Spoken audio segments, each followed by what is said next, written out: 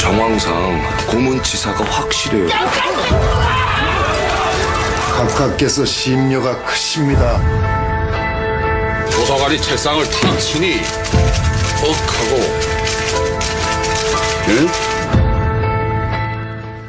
조사관이 책상을 탁 치니 억하고 죽었다. 그 유명한 표현이 나오는 그 영화 1987의 한 대목 지금 소개해 주신 거죠. 맞습니다. 대공분실에서 조사받던 박종철 군이 어떻게 숨졌는지 설명하면서 나온 표현인데 예. 영화에서 대공처장 역을 맡았던 김윤식 씨의 목소리였습니다. 예. 그런데 실제로 기자들에게 그렇게 말했던 인물은 당시에 강민창 치안본부장이라고 하네요. 그러니까 경찰청 생겨나기 전이니까 치안본부가 있었던 거고 네. 그 치안본부의 장이 탁 치니 억하고 죽었다. 이 표현을 썼단 얘기예요. 네. 하지만 영화에서 그려진 대로 민주화운동 인사들을 고문하거나 수사 결과를 마음대로 조작하던 일련의 행위를 직접 지휘한 총책임자는 김윤식 씨가 연기했던 대공처장 박처원 치안감이 맞습니다. 박처원 치안감 참 오랜만에 듣는 이름입니다. 그러니까 영화 속에서 김윤식 씨가 북한 사투리 쓰면서 연기했던 그 박처장이에요. 네, 실제 박처원 치안감은 1929년에 평안남도 진남포에서 출생을 했습니다. 해방 후에 월남에서 1947년 경찰이 됐고요. 예. 이후 줄곧 대공파트에서만 근무를 했는데 간첩 수사에서는 상징적인 인물이라고 하네요. 역사학자인 한홍구 성공회대 교수의 말로 한번 들어보시죠. 예.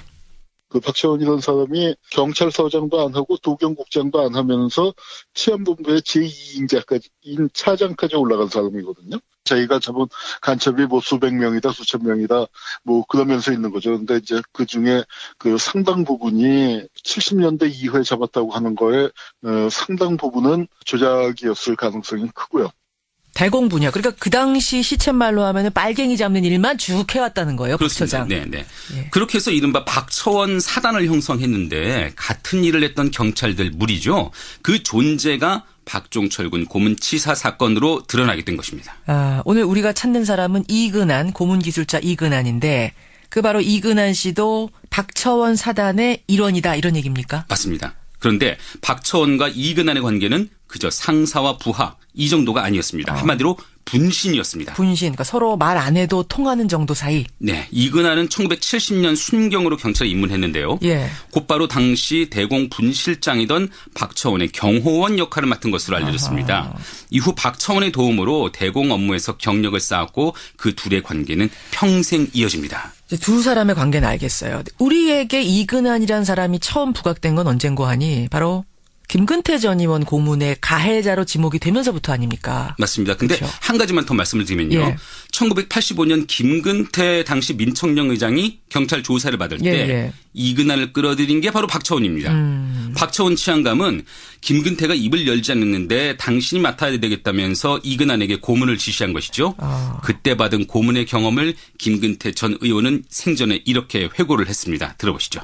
전류를 때로는 강하게 길게도 하고 또 짧게도 하고 고통과 공포는 주되 사람이 목숨을 잃지는 않도록 전류를 강하게 길게 공포와 고통은 주는데 죽지는 않을 정도로 이렇게. 네. 이게 이제 이근한 고문 기술자가 했던 고문의 기술이었다는 얘기예요. 네네. 예. 이때 이제 처음 개입이 된 게 박처원 때문이었다 이 말입니까? 그렇습니다. 근데 그럼에도 이근한이라는 사람이 드러난 건 그보다 한참 뒤였죠. 고문 피해를 당한 김 전 의원 측이 1986년 1월에 고문 가해자들을 고발했는데 이때도 직접 고문한 게 누군지도 몰라서 그렇죠. 이근한이라는 이름을 고발장에 쓰지도 못했거든요. 근데 어쨌든 고발을 하긴 했잖아요. 네, 고발장이 접수돼서 수사가 이루어졌지만 예. 사건은 1년 만에 무혐의로 종결됐습니다. 고문 주장은 있지만 그 증거가 없다는 거죠. 증거가 없다. 이 사람이 했다는 증거가 없다. 네, 고발 내용이 사실 무근이라는 건데 검찰이 그 결론을 내린 게 1987년 1월 6일이었습니다. 무혐의 결론 내린 게 87년 1월 6일. 그러면은 박종철 군이 고문으로 숨지기 바로 직전이네요. 딱 8일 전입니다. 8일 전. 제대로 수사가 이루어졌다면 어땠을까요? 당시 김 전 의원과 함께 남영동 대공분실에서 고문을 받았던 문용식 현 4차 산업혁명위원회 위원의 말을 들어보시죠. 예. 그러니까 박종철이 고문했던 그 팀이 결국은 김근태도 고문을 했던 거고요. 김근태 의장의 그 고발을 받아들여서 그때 엄정하게 수사를 하고 단죄를 했더라면 박종철 고문 사건은 일어나지 않죠. 누가 보더라도 명명백백한 고문의 증거가 나왔음에도 불구하고 무혐의 처리해 버리는 그것은 100% 검찰 잘못이거든요. 그러니까 그때의 검찰이 박종철이를 죽은 거나 마찬가지인 거죠. 그러니까 김근태 전 의원이 고발까지 했잖아요. 네. 그것만 제대로 수사했더라면 무혐의만 주지 않았더라도 박종철 군은 그렇게 고문당해 죽을 이유가 없었다. 죽지 않았을 거다 이 말입니다. 네. 김 전 의원의 고문 사건은 오히려 박종철 고문 치사 사건 뒤에 이어진 민주화의 흐름 속의 재수사 대상이 됐는데요. 예. 국회가 여소야대로 바뀐 1988년 법원이 재정 신청을 받아들여서 기소가 이루어졌습니다. 예. 그리고 1년 뒤에 이근한이라는 이름이 세상에 나오게 됩니다. 1989년이군요. 네. 심판대에 섰습니까 이근한? 아닙니다.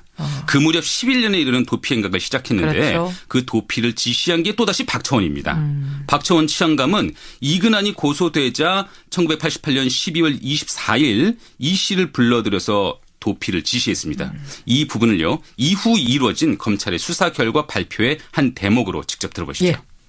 너마저 개입되면 곤란하니까 일단 피하는 것이 좋겠다는 말을 듣고 가족들을 잘 돌봐 주십시오라고 부탁한 다음에 그러니까 이전에 고발당했을 때는 도피조차 하지 않았던 거잖아요. 네. 정권이 지켜줄 거니까. 네. 근데 이제는 정권도 바뀌고 방법이 없어 보인다. 도피해라. 도피 행각이 시작된 겁니다. 그렇습니다. 경찰은 이후에 일주일이 지나서야 이 씨에 대해서 피의자 지명 수배도 아닌 직장 이탈자 발생 수배 조치를 내리게 됩니다. 경찰이 그러니까 이근한의 도피를 방조한 거예요. 이때도 미온적이었던 거예요. 네. 예, 박처원은 직접 지시를 한 거고 이근한은 그렇게 달아난 건데 박처원 치안감 박종철 고문치사 사건 때 처벌 안 받았습니까?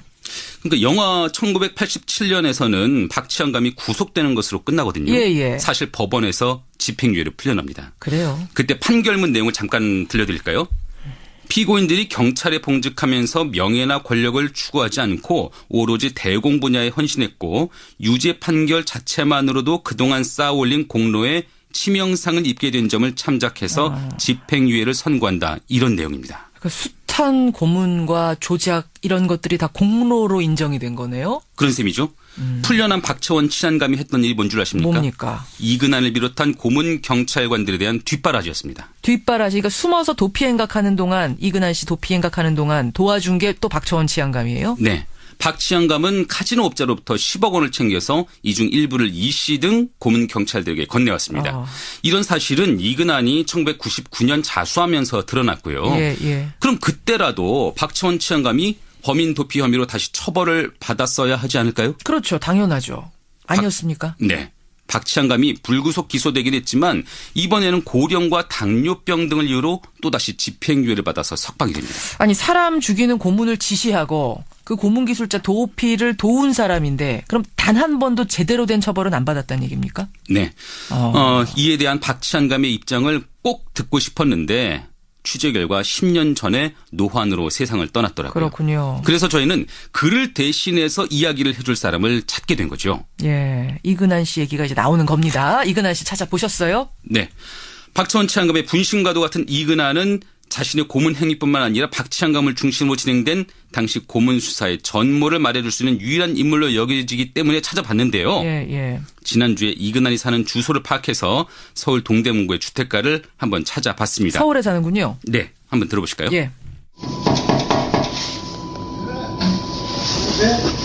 선생님 잠깐 인터뷰 가능하신지 여쭤보려고. 인터뷰 안 해. 여러 가지 사건들 있는데 그거 좀 들으려고 왔거든요. 안 해. 선생님 그래도 한번 생각해 보시는 게 어때요? 안 해. 인터뷰 안 해. 왜 안 하시는 거예요? 아유, 그냥 문을 쾅 닫아버리네요. 네. 인터뷰 안에 네. 매몰차게 문전박대 당하셨어요? 네, 허름한 다세대 주택 지하방에 사는 이근한은 내복 차림으로 취재진과 맞닥뜨렸습니다. 한때 별명이 곰이었다고 해요. 근데 지금의 행색은 늙고 또 배도 나온 80대 노인 딱 그 모습이었습니다. 부인은 요양병원에 입원해 있다고 하고요. 홀로 어렵게 생계를 이어가고 있었는데 예. 뭐 강하고 날카롭던 예전의 눈빛도 이제는 찾아볼 수가 없었습니다. 단 한마디도 안 했어요? 그래서 저희가 이튿날 다시 찾아봤습니다. 또 갔습니까? 근데 여전히 인터뷰는 거절하면서도 예. 다음과 같은 이야기를 남기더라고요. 들어보시죠. 예. 30여 년 전 얘기요. 본인 기억도 잘 안 되고 선배되는 사람들 다 죽고 나 혼자 떠들어봐야 나만 미친놈들 살 거 다 살고 나와서 뭐 지금 이렇다 저렇다 얘기하고 싶지 않아. 마지막으로 행복하게 사셔야 하지 않겠습니까? 절대 안 해. 관련된 사람도 다 죽고 나 혼자 떠들어봐야 나만 정신 이상자 된다. 네. 이렇다 저렇다 얘기하고 싶지 않다. 이 얘기예요. 네. 뭐 사과하고 반성하는 모습은 아니죠. 전혀 아니네요. 네. 이근하는 앞서서 간간히 있었던 언론과의 접촉에서도 그때로 돌아간다 해도 나는 똑같이 할 것이다. 또 당시 시대 상황에서는 애국이었고 애국은 남에게 미룰 수 있는 일이 아니다라고 말을 했었죠. 그러니까 지금 들어보면요, 좀 억울하다 이런 뉘앙스예요. 예, 그런 뉘앙스도 풍기고요. 그렇죠. 그러니까 현재도 그런 입장에서 크게 달라지진 않은 것 같습니다. 예, 참 오랜만이 아니라 전 처음인 것 같아요. 이근한이라는 사람의 목소리를 들은 게. 네. 이런 목소리네요. 이근한. 30년이 지나서 돌아봤습니다. 1987년. 그리고 그 이후의 움직임까지 쭉 살펴봤는데요. 근데 그 당시 악행을 저지른 그 장본인들이 지금도 사과나 반성의 기미 없이 여전히 억울하다는 입장이라는 거. 이거 좀 충격적이고 1987년 민주화를 향했던 그 몸부림은 어쩌면 여전히 진행형일지도 모르겠다 이런 생각도 들어요. 네네. 그렇죠. 김정은 기자. 네. 오늘 여기서 멈추지 말고 관련된 보도도 후속 보도들 좀 더 준비해 주시기를 제가 부탁드립니다. 알겠습니다. 예, 오늘은 여기까지 듣죠. 고생하셨습니다. 네.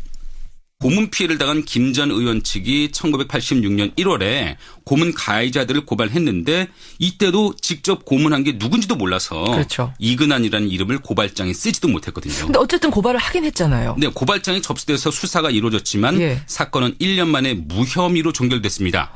고문 주장은 있지만 그 증거가 없다는 거죠. 증거가 없다. 이 사람이 했다는 증거가 없다. 네, 고발 내용이 사실 무근이라는 건데 검찰이 그 결론을 내린 게 1987년 1월 6일이었습니다. 무혐의 결론 내린 게 87년 1월 6일. 그러면은 박종철 군이 고문으로 숨지기 바로 직전이네요. 딱 8일 전입니다. 8일 전. 제대로 수사가 이루어졌다면 어땠을까요?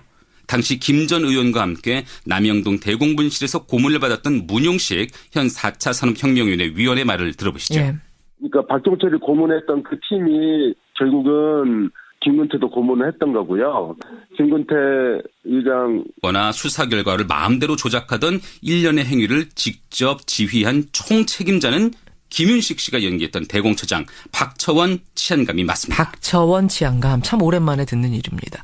그러니까 영화 속에서 김윤식 씨가 북한 사투리 쓰면서 연기했던 그 박처장이에요. 네, 실제 박처원 치안감은 1929년에 평안남도 진남포에서 출생을 했습니다. 해방 후에 월남에서 1947년 경찰이 됐고요. 예. 이후 줄곧 대공파트에서만 근무를 했는데 간첩 수사에서는 상징적인 인물이라고 하네요. 역사학자인 한홍구 성공회대 교수의 말로 한번 들어보시죠. 예. 그 박채원이라는 사람이 경찰서장도 안 하고 도경국장도 안 하면서 치안본부의 제2인자인 차장까지 올라간 사람이거든요. 저희가 잡은 간첩이 뭐 수백 명이다, 수천 명이다, 뭐 그러면서 있는 거죠. 근데 이제 그 중에 그 상당 부분이 70년대 이후에 잡았다고 하는 거에 상당 부분은 조작이었을 가능성이 크고요. 대공분야. 그러니까 그 당시 시쳇말로 하면은 빨갱이 잡는 일만 쭉 해왔다는 거예요. 박처장. 네, 네. 예. 그렇게 해서 이른바 박처원 사단을 형성했는데 같은 일을 했던 경찰들 무리죠. 그 존재가 박종철 군 고문치사 사건으로 드러나게 된 것입니다. 오늘 우리가 찾는 사람은 이근한, 고문기술자 이근한인데 그 바로 이근한 씨도 박처원 사단의 일원이다 이런 얘기입니까? 맞습니다. 그런데 박처원과 이근한의 관계는 그저 상사와 부하 이 정도가 아니었습니다. 한마디로 분신이었습니다. 분신. 그러니까 서로 말 안 해도 통하는 정도 사이. 네. 이근한은 1970년 순경으로 경찰에 입문했는데요. 예. 곧바로 당시 대공 분실장이던 박처원의 경호원 역할을 맡은 것으로 알려졌습니다. 이후 박처원의 도움으로 대공 업무에서 경력을 쌓았고 그 둘의 관계는 평생 이어집니다. 이제 두 사람의 관계는 알겠어요. 우리에게 이근한이라는 사람이 처음 부각된 건 언젠고 하니 바로 정황상 고문치사가 확실해요. 각하께서 심려가 크십니다. 조사관이 책상을 탁 치니 억 하고 조사관이 책상을 탁 치니 억하고 죽었다. 그 유명한 표현이 나오는 그 영화 1987의 한 대목 지금 소개해 주신 거죠. 맞습니다. 대공분실에서 조사받던 박종철 군이 어떻게 숨졌는지 설명하면서 나온 표현인데 영화에서 대공처장 역을 맡았던 김윤식 씨의 목소리였습니다. 예. 그런데 실제로 기자들에게 그렇게 말했던 인물은 당시에 강민창 치안본부장이라고 하네요. 그러니까 경찰청 생겨나기 전이니까 치안본부가 있었던 거고 네. 그 치안본부의 장이 탁친이 역하고 죽었다. 이 표현을 썼단 얘기예요. 네. 하지만 영화에서 그려진 대로 민주화운동 인사들을 고문하고 김근태 전 의원 고문의 가해자로 지목이 되면서부터 아닙니까? 맞습니다. 근데 그렇죠. 한 가지만 더 말씀을 드리면요. 예. 1985년 김근태 당시 민청령 의장이 경찰 조사를 받을 때 예. 이근한을 끌어들인 게 바로 박처훈입니다. 박처훈 치안감은 김근태가 입을 열지 않는데 당신이 맡아야 되겠다면서 이근한에게 고문을 지시한 것이죠. 그때 받은 고문의 경험을 김근태 전 의원은 생전에 이렇게 회고를 했습니다. 들어보시죠. 전류를 때로는 강하게 길게도 하고 또 짧게도 하고 고통과 공포는 주되 사람이 목숨을 잃지는 않도록 전류를 강하게 길게 공포와 고통은 주는데 죽지는 않을 정도로 이렇게 네. 이게 이제 이근한 고문 기술자가 했던 고문의 기술이었다는 얘기예요. 네네. 예, 이때 이제 처음 개입이 된 게 박처원 때문이었다 이 말입니까? 그렇습니다. 근데 그럼에도 이근한이라는 사람이 드러난 건 그보다 한참 뒤였죠.